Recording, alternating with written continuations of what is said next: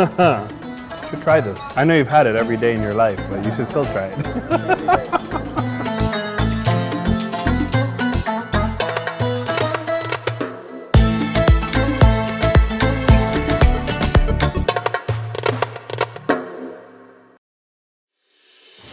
Welcome to another episode of Dolicious Halal GTA Tour. I'm your host, Almughira Habib, and today we're exploring the culinary world of Egypt. Egypt is a rich country with culture and history throughout the ages of the many empires that passed through. Get ready to be swept away by the wonderful world of Egypt. Egypt is a country located at the northeastern part of Africa, bordered by Libya to the west, Sudan to the south, the Red Sea and Palestine to the east, and the Mediterranean Sea to the north. It has a total population of around 105 million people, mostly living in large cities such as Alexandria, Cairo, and Giza, and it's about 1 million square foot kilometers as an area, making it one of the largest countries in Africa. Egyptian cuisine has a rich and diverse blend of flavors, reflecting the country's long history with the many cultures that have passed throughout history. The earliest culinary script dates back to 3100 BC and has many ancient civilizations that have passed through, such as the Greeks, Romans, Persians, the Pharaohs, Arabs, and Turks. Each left behind something unique that has added more richness into this culture. And what started with basic ingredients such as wheat, barley, rice, and lentils has evolved into something more hearty and flavorful throughout thousands of years. No place has represented the Egyptian cuisine better than Masrawi Egyptian Kitchen. Masrawi is located at the northwestern part of Mississauga, Ontario, right by the neighborhoods of Streetsville, Meadowville, and Erin Mills. Today, I'm accompanied here by my good friend and dear brother, Mohammed, who happens to also be the owner of Masrawi. Mohammed, how are you? Great, how are you? Good. Do you have a minute? Absolutely. Perfect, come on in.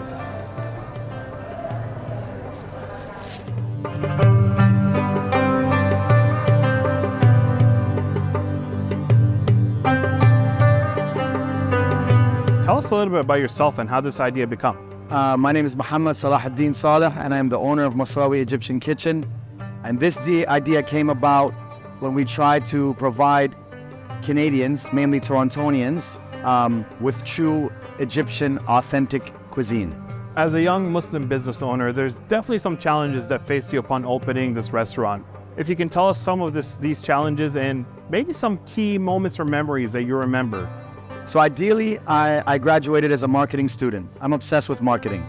I never was a chef, or I didn't really have the culinary skills back then. I chef it up a little bit now with the team, but all praise be to their efforts.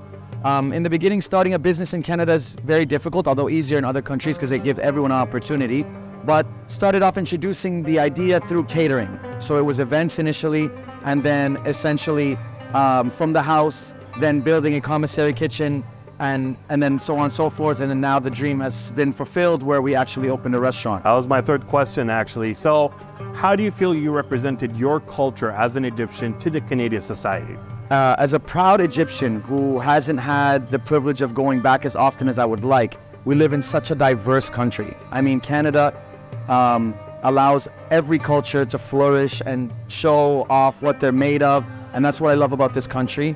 And there wasn't really, there has been, and they're amazing as well, but there wasn't really an authentic Egyptian experience that I could show through dine-in and through food, music, culture. So we wanted to explore and show people authentic experience with a modern twist. رمضان في مصر حاجة تانية والسر في التفاصيل.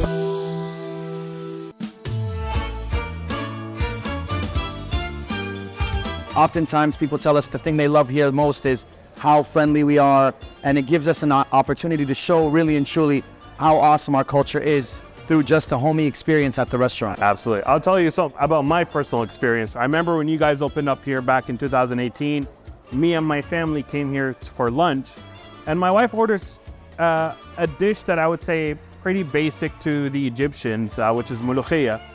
And I remember to this day, the moment she had her first bite, she started crying.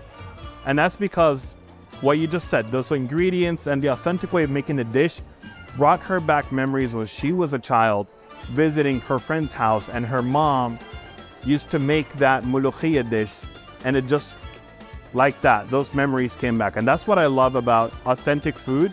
If you've had it once, after so many years, if you try it again, those memories, the happy memories, you relive those moments again. Absolutely, absolutely. Those are my favorite moments when someone tells me, my grandma, my mom, my aunt, my uncle used to make it just like this, and they can somehow attach a happy feeling to a moment like that.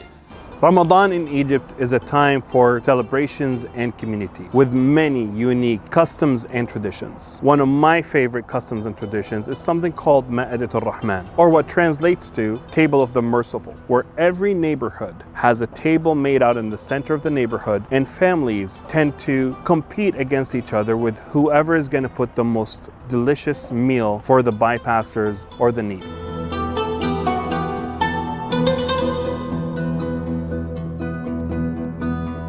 In some of your visits to Egypt, you probably have experienced Ramadan there. What are your favorite memories of Ramadan? Actually, I remember distinctively when I was younger, when it was time for suhoor, there would be usually a man walking around on the streets, letting you know to wake up and it's time to eat before Fajr prayer. And I remember distinctively the whole family waking up at that time. My grandfather, Allah yarhamu. I remember key moments of also just breaking fast and knowing that whether people were even Coptic or Muslim in the area, everyone was kind of eating at the same time right after Maghrib, and it was just a really warm, beautiful feeling. We try to bring that here. And of course, what's Ramadan without decorations for Ramadan? And Egyptians are known to decorate their homes with homemade lanterns. They called it fanus. Something that really catches the eye of everyone that walks in here is the decoration you have, like from top to bottom, walls, and especially with Ramadan coming in, you guys have the Ramadan decorations. Can you tell us a little bit more about the decorations you have here? I simply told them I wanted to give them both a homey vibe and a street vibe. In Egypt, there's a place called Khan Khalili. It's like the marketplace. So I wanted this side of the restaurant to be vibrant, bright lights, the way Khan Khalili made me feel when I go there. I also wanted on this side to give more of a private section, something more like an apartment in Egypt or in Alexandria. So we got the carpets, the chandeliers, everything from there. In Ramadan, I get the privilege of trying to display how bright the colors are. Ramadan in Egypt is unlike anything I've ever seen. Full of life, full of bright colors, full of experience, people laughing, people joyous. Doesn't matter what they're doing and how they're living. During the time of iftar, everybody meets together in unity, and I wanted to provide that experience here.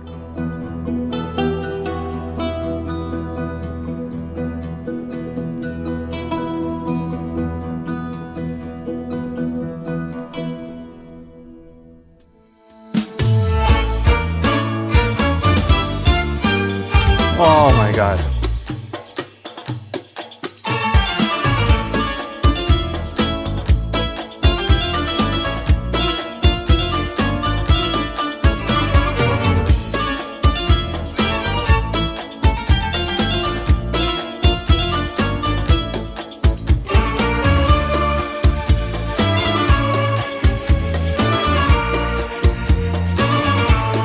One of my favorite dishes in the Egyptian cuisine is the Iskandarani kibda, or Alexandrian style liver, beef liver, yeah. And they just simply put liver, some chili peppers, some vegetables, spices, and it's served with bread, tahini, and pickles. Beautiful.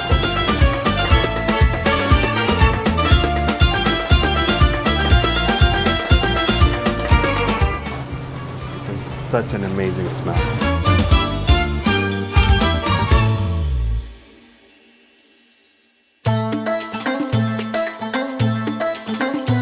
All right, Bismillah. One of the main staples of the Egyptian diet is the bread, or what they call aish baladi. And from this came the famous hawawshi. Hawawshi is one of the street foods that you can have in Egypt. It's minced meat with some peppers, some onions, spices, and you can either fry it or bake it to perfection. And it's normally served with tahini and pickles.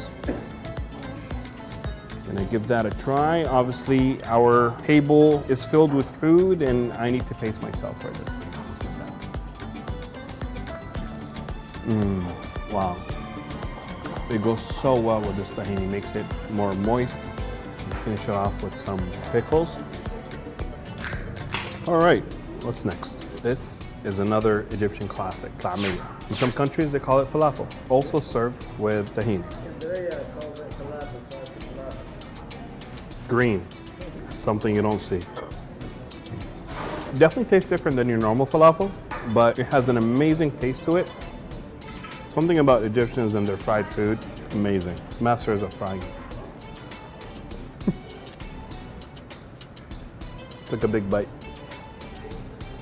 Has to be crispy from the outside. You can see the sesame seeds as well. A great dip in tahini. Thank you, falafel. Next, the one and only ful midammis. I'm gonna take only a few just because there's a lot of food and I know the producer is hungry as well, and the cameraman. So this is normally eaten as well with some bread or aish baladi. Take a good chunk. This is made from fava beans, mashed very well, mixed with some salt and some pepper and other spices, olive oil, and garnished with some beautiful greens and tomatoes. Keep on pouring too much. Pretty sure kids are gonna love this. This is also something that's very famous to be eaten during Ramadan and Suhoor, just because it fills you up for the rest of the day. I'm already getting filled up right now. I've been waiting all day for this. Beef liver that has been fried with chilies and garlic, and was told to add a little bit of a lemon squeeze. Oh my God, that smell is amazing. You can see the hot peppers in there. Here goes nothing. Can't eat that much bread. You're gonna have to eat it with a fork. It's so soft and chewy when you bite into it. It's completely different than the beef liver that we had at the Yemeni cuisine. This one just brings it up to a different level of flavors and elevation. It's just fantastic. No, I'm starting to sweat. Another important staple food in the Egyptian cuisine is rice. And rice is used in a very famous street food called kushari, which is what you see here, some rice, lentils, macaroni, chickpeas, and it's topped with these amazing sauces and fried onions. Something I learned today is no one eats kushari like the person next to him. Each one does it differently. So I'm gonna go ahead and try it like this, and then I'm gonna add some more fried onions, a little bit of hot sauce because I've been sweating a lot today. I'm sorry to interrupt. Never, ever, ever forget about the da'a. Oh. Pour lots and lots and lots of da'a. Oh yes. And da'a, by the way, is garlic infused vinegar. Yes. So you can imagine the smell that I'm having right now. Here goes nothing. Wow. It's hard to explain when you got so many different things in one bite, but what amazes me is that they all go well together. It's not like they're clashing in my mouth. It's a harmony going all the way down to my stomach. And hey, if you want it more spicy, you can add more hot sauce to it. If you want it more tangy, some more of that. I need to stop eating this. This is what I've been waiting for. This is what caused me to have great memories here at Masrawi. This is mulukhiyya, or what he called Mama's mulukhiyya. By the way, the mulukhiyya and the hawawshi, we weren't allowed to film it because it's a house special and a house secret. They spent weeks trying to perfect a certain way to do it for it to come out that good.